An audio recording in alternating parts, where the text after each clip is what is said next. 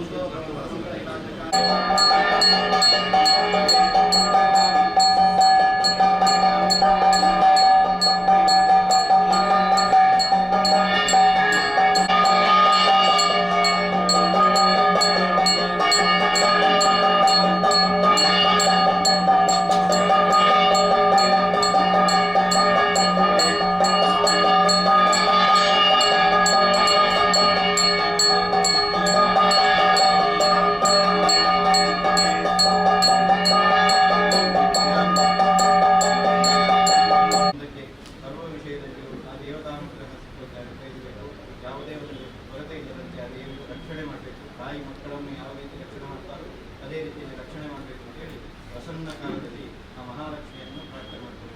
Mahalakshmi ಪಾದಾರವಿಂದಕ್ಕೆ Govinda Govinda.